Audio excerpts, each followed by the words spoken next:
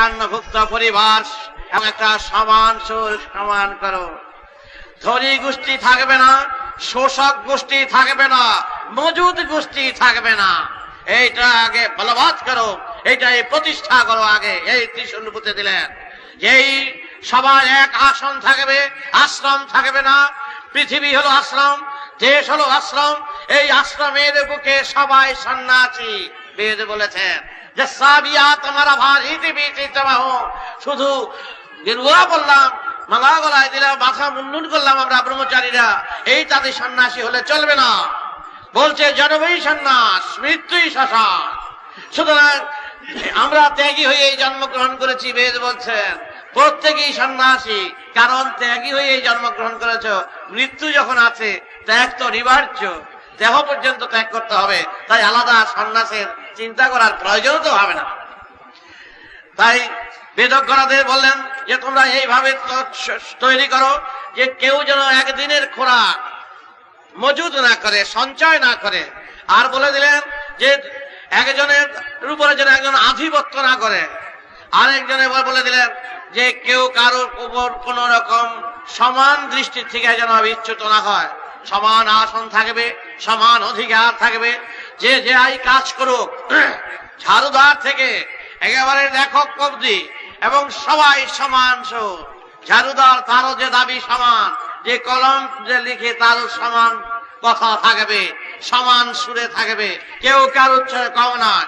এবং সম্বন্ধ যে আমার গৌরব, আপনি আপনার ছেলেকে জিজ্ঞাসা করছেন আপনার বাবা কি করেন, আমার বাবা ঝাড়ুদার, সম্মান বোধ করতেন। আবার মেয়ের বাবাকে জিজ্ঞাসা করছেন আপনার বাবা কি করেন, আমার বাবা রাইটার, কলম যে লেখেন। একই পর্যায়, একই মাপ, একই সুরে থাকতো। যে এরকম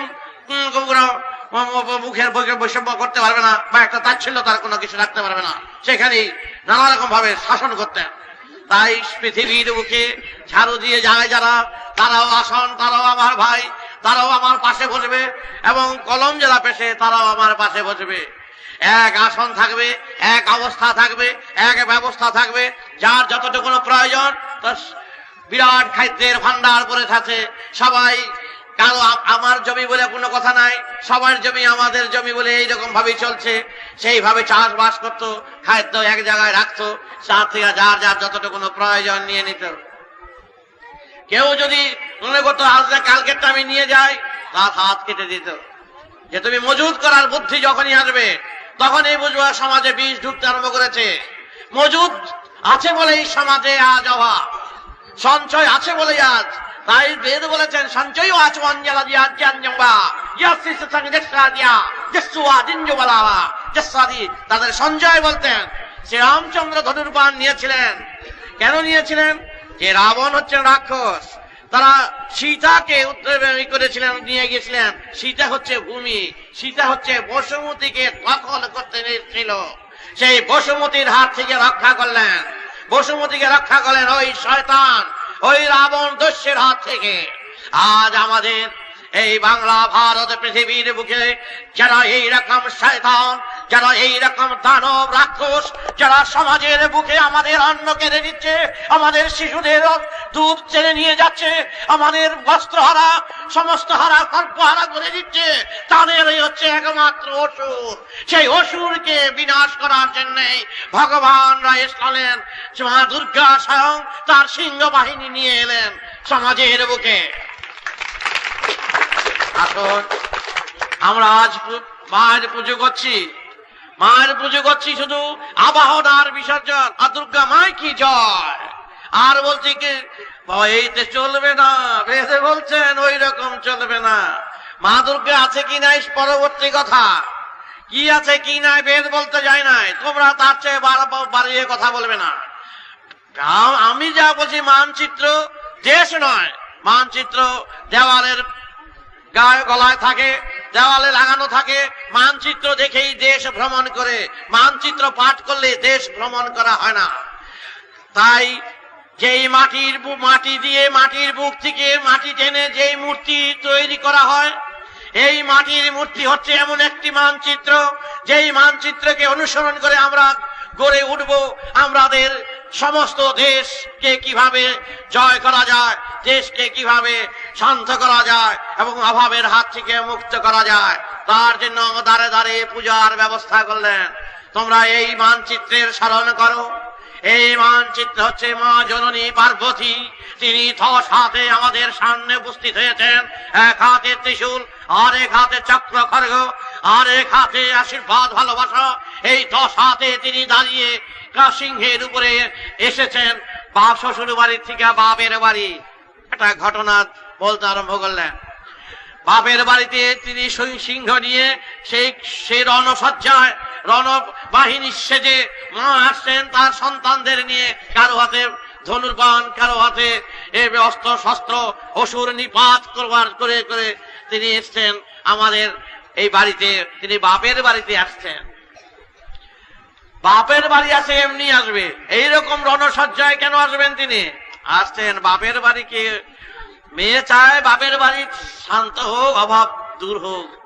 মা বাবা তার ভাইরা আত্মীয় স্বজনরা যাতে একটু শান্তিতে থাকুক মেয়ে চান।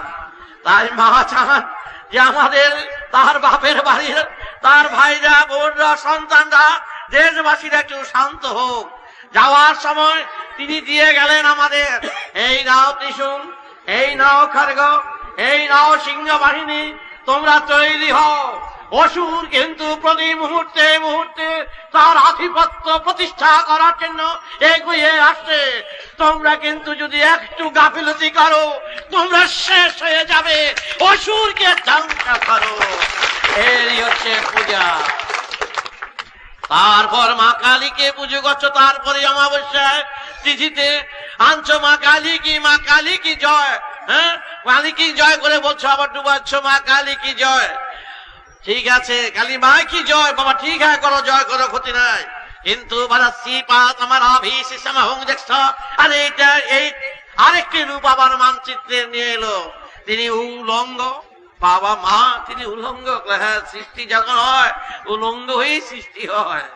তিনি কি করলেন, সৃষ্টি স্থিতি কে রক্ষা করার জন্য তিনি সমস্ত উলঙ্গ হয়ে তিনি নগ্ন বেশ ধারণ করে তিনি কি করলেন, মহাভীমাং ঘোর দংশ্রাং বরপুরাং হাস্যযুক্তা সতীনাকাঞ্চ কপাল পত্রিকা মুক্ত কেশিং লোলজিহ্বাং পিবন্তিং রুধিরং মা তিনি তিনি রক্ত পান করছেন। আর ওই সকল অসুরের মাথাটা ধরে হাতে ধরে আছেন, আর তারা তিনি ফুলের মালা গলায় দেয় নাই। ওই সমস্ত শয়তান যারা সমাজকে নিঃশেষ করছে, ওই সমস্ত ধ্বংসকারী যারা সমাজকে আমাদের নিঃশেষ করছে, তাদের মুন্ড গলায় দিয়ে মা দাঁড়িয়ে আছে। মা তোমাদের ফাঁকি দেয় নাই, আর এক হাতে আশীর্বাদ করছেন, এই দেখ আমি রক্ত খাই, অসুরের রক্ত খাই, আমার পূজা তোরা যদি করো, আমার যদি বাচ্চা হয়ে থাকো, এইভাবে যদি না চলো তোরা কুকুরের চরণ। তিনি বলে দিলেন যে তোমরা যদি আমার পূজা করে থাকো, আমার সন্তান হয়ে যদি করে থাকো, আমার ত্রিশূল নাও, আমার খড়গ নাও, আমার সব কিছু নিয়ে এইভাবে সমাজকে রক্ষা করো, রক্ষা করো। আর সমাজ দুর্দশাগ্রস্ত, খাওয়া নাই, পড়া নাই, কিচ্ছু নাই, শিশুরা না খেয়ে মরছে, মারা না খেয়ে মরে যাচ্ছে, একজন লোক নাই। আমরা ভালো জামা কাপড় পরে তাদের কাছে হেঁটে যাই, ঘৃণা করে, লজ্জা করে। আমাদের এই দৃশ্য দেখে আমাদের হুঁশ হয় না, আমাদের হুঁশ এখনো হয় নাই, আমরা তৈরি হয় নাই। কয়েকদিন আগে বিবাহের বাড়িতে কাজ দিয়ে যাচ্ছিলাম, 4-5-6টি ছেলে, প্রায় 10-11-12 বছরের ছেলেরা পাতা চাটছে, আর কুকুরগুলো দুটো কুকুর দাঁড়িয়ে আছে, কখন ওরা যাবে তারপরে গিয়ে তারা ভাট বসাবে।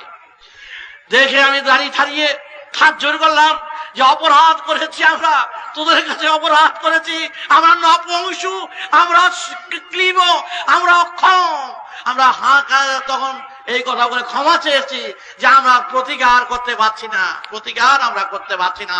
এত লোক, এতজন সমাজের বুকে, এত সব সৈনিক, এত সন্তান আছে, একটা করে লাঠি, একটা করে কিল, একটা করে ঠিকা দিলে যত শয়তানের উপরে কবর দিয়ে দেওয়া যায়। কোথায় কোথায় আপনারা তার প্রতিকার করছেন?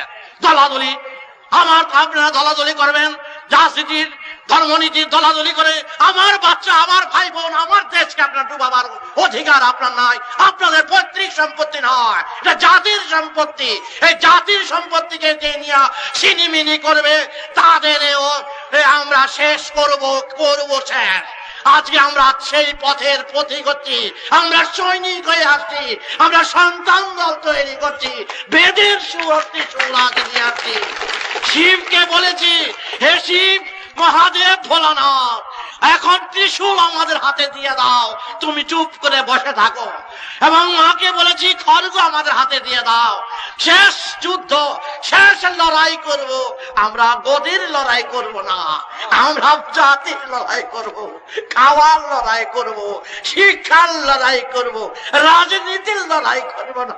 আমরা লড়াই করব, আমরা তৈরি হওয়ার লড়াই, আমরা তৈরি হওয়ার লড়াই।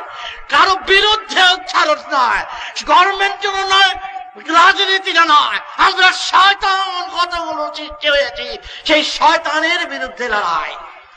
তাই আপনাদের কাছে এই কথাই বলছি, বেদের যুগের বেদজ্ঞরা এইভাবে বেদ প্রচার করতেন।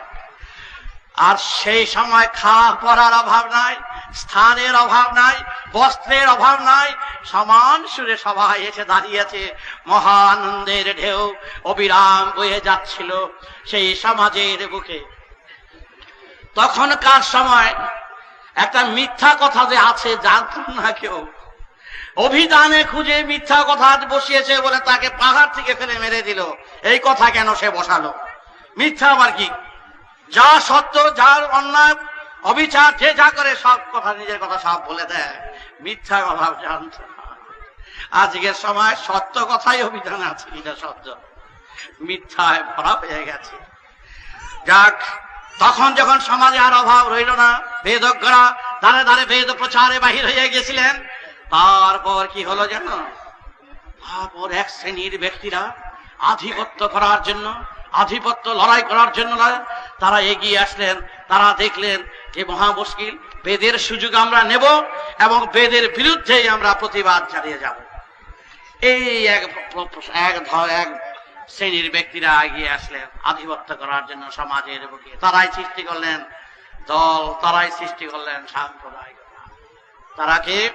তারা এক শ্রেণীর ব্যবসায়ী, তাদের অসুর নামে আখ্যা দিল আপত্তি দিয়ে।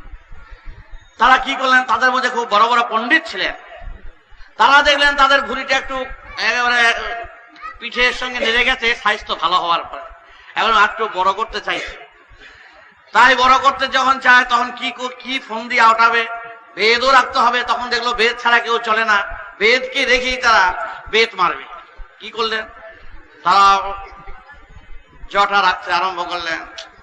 আমাদের মতন ব্রহ্মচারী বাবাজি সেজে গেলেন, তারপরে অনেক সাধু অবতার অনেক সেজে গেলেন, অনেক গুরু মহান সেজে গেলেন। এর পূর্ণ অবতার ভগবান তখন দাঁড়িয়ে গেলেন, একেবারে ছড়াছড়ি হয়ে গেল। তারপরে একদল তার মধ্যে মিটিং হয়ে গেল, সভা হয়ে গেল যে তোমরা সাধু গুরু অবতারের অভিনয় নাটক করো আর আমরা ব্যবসার নাটক করি। একদল মজুদ করার নেমে গেল, আর একদল লোক এইভাবে নেমে গেল। দুই দলই গলা কাটতে করার জন্য এগিয়ে আসলো। দুই দলের সঙ্গে সার চলছে, ও নিলামের মাল, নিজেকেও মাল নিজেরাই যেমন দর করে মাল বিক্রি করে। তারপরে কি করলেন? তারা সমাচারা সেই বেদ পড়তে, তারাও বেদ পড়ছে। তারা সেই বস্ত্র, কেউ লঙ্গ, কেউ কৌপিন বস্ত্র পড়ছে।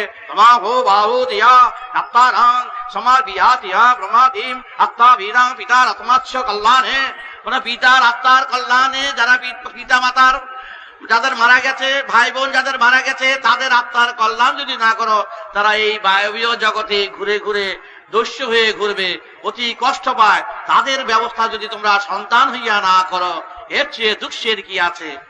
এমন জায়গায় গিয়ে সব আঘাত দিতে শুরু করছে যে শিক্ষিত বাবা যদি মরে গেছেন, বাবা যদি কষ্ট পান, এই দেখো আমাদের শাস্ত্রে কি লিখেছে, আত্মাম রতবাচি আত্মানেশ কল্যাণে বেদ আত্মা বিদেহী। আর এমন করে দেখা যাচ্ছে একটা একটা বিদেহী আত্মার কল্যাণে সাধ্যের ব্যবস্থা করতে হবে, সাধ্যেতে গোদান আর ভূমিদান করতে হবে। বাস ব্যবস্থা শুরু হয়ে গেল গিয়া। সেই গোদান, ভূমিদান, তার বস্ত্রদান, খাট পালং দান কইয়া তারপরে একেবারে টেম্পু ভইরা টেম্পু বাড়িতে পাঠিয়ে দেয়। আর তারা শেষে কি করলেন, তোমার আত্মার কল্যাণ হইয়া গেল, বিষ্ণু পাদ পদ্মে স্থান পাইয়া গেল, এই মুখে মুখেই বলে দিল।